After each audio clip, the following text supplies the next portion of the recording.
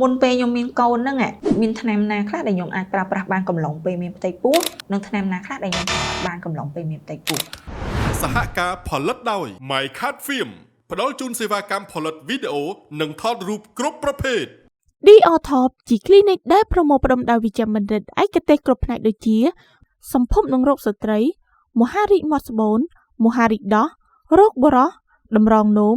វះកាត់ចោះវះកាត់ទូទៅចាក់វ៉ាក់សាំងតាមស្តង់ដារជាតិនិងអន្តរជាតិជាមួយនឹងវិជ្ជាបណ្ឌិតដែលមានបទពិសោធន៍ជាច្រើនឆ្នាំនិងបញ្ចប់ការសិក្សាមកពីបរទេសទីតាំងចូលតាមច្រកមណ្ឌលសុខភាពស្ទឹងមានជ័យចម្ងាយ20ម៉ែត្រជាប់របងសាលាបឋមសិក្សាស្ទឹងមានជ័យទំនាក់ទំនងតាមរយៈលេខទូរស័ព្ទ085 568 926និង016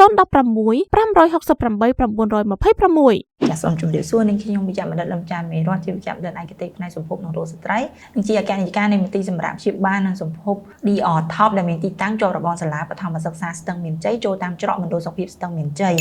ពេលមានទម្ងន់អ្នកទាំងអស់គ្នាតែជួបប្រឹក្សាយោបល់ជាមួយនឹងវិជ្ជបណ្ឌិតផ្នែកសម្ភពនិងរោគស្ត្រីដើម្បីឲ្យគាត់ដឹងពួកបងប្អូនខ្លះមួយចំនួនគាត់មានជំងឺប្រចាំកាយដូចជាអ្នកខ្លះមានជំងឺឈួតជ្រូកអ្នកខ្លះមានជំងឺបញ្ហាផ្លូវចិត្តអ្នកខ្លះមានជំងឺទឹកនោមផ្អែមអ្នកខ្លះមានជំងឺទឹកនោមប្រៃអ្នកខ្លះមានជំងឺកពេញពោកអ្នកខ្លះមានជំងឺរលាកច្រមុះរលាកអីច្រើនមែនតើអញ្ចឹងយើងត្រូវជួបមួយគ្រូពេទ្យសិន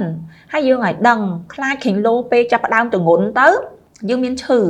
ព្រោះថ្នាំខ្លះអ្នកនរអគ្នាត្រូវផ្ដាច់អត់អាចប្រើបានកំឡុងពេលមានផ្ទៃពោះទេជាយោបល់ហ្មងគឺត្រូវយកថ្នាំយកអីមកជួបជាមួយគ្រូពេទ្យដើម្បីឲ្យវាតម្លៃដោយសារនៅក្នុងកំឡុងពេលមានផ្ទៃពោះ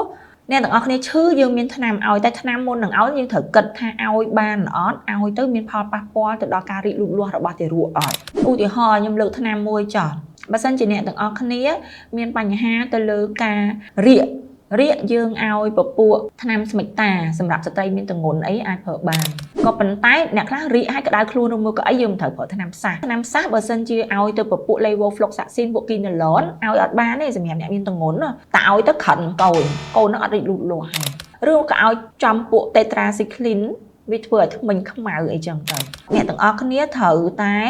ដឹងថាតើអ្នកនរគ្នាកំពុងប្រើប្រាស់ថ្នាំអីសួរគ្រូពេទ្យថាថ្នាំហ្នឹងខ្ញុំអាចប្រើបានអត់ហើយក្នុងកន្លងពេលដែលខ្ញុំមានទម្ងន់ហ្នឹងតើលក្ខខណ្ឌណាដែលខ្ញុំអាចប្រើប្រាស់ថ្នាំឲ្យខ្លួនឯងបានដូចជាគ្រុនក្តៅផ្ដាសាយអញ្ចឹង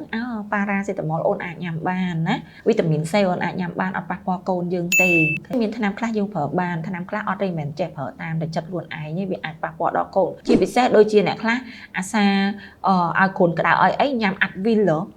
របស់អាមេរិកគឺ ibuprofen ណាហ្នឹងហាមប្រើហ្មងចាហាហ្នឹងពេញនិយមមែនតើនៅបងប្អូនដែលមានអ្នកដែលមានបងប្អូននៅស្រុកក្រៅឬមួយក៏មានអីហ្នឹងគឺពេញនិយមតែម្ដងក្នុងការប្រើតែពេលមានទម្ងន់គឺហាមប្រើព្រោះអាហ្នឹងធ្វើឲ្យបេះដូងកូនចំហសហការផលិតដោយ My Cat Film ផ្ដល់ជូនសេវាកម្មផលិតវីដេអូនិងថតរូបគ្រប់ប្រភេទ DOTOP ជា clinic ដែលប្រមូលផ្ដុំដោយវិជ្ជាបណ្ឌិតឯកទេសគ្រប់ផ្នែកដូចជាសម្ភពនិងរោគស្ត្រីមហារីកមាត់ស្បូនមហារីកដោះរោគបុរសតម្រងនោមវះកាត់ចោះវះកាត់ទូទៅចាក់វ៉ាក់សាំងតាមស្តង់ដារជាតិនិងអន្តរជាតិជាមួយនឹងវិជ្ជាបណ្ឌិតដែលមានបទពិសោធន៍ជាច្រើនឆ្នាំនិងបញ្ចប់ការសិក្សាមកពីបរទេសទីតាំងចូលតាមច្រកមណ្ឌលសុខភាពស្ទឹងមានជ័យចម្ងាយ20ម៉ែត្រជាប់របងសាលាបឋមសិក្សាស្ទឹងមានជ័យទំនាក់ទំនងតាមរយៈលេខទូរស័ព្ទ085 568 926និង016 568 926